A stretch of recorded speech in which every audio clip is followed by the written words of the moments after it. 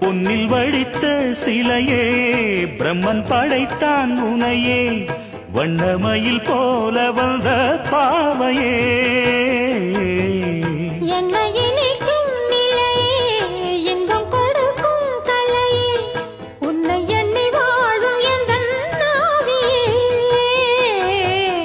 கண்ணிமையில் தூண்டிலிட்டு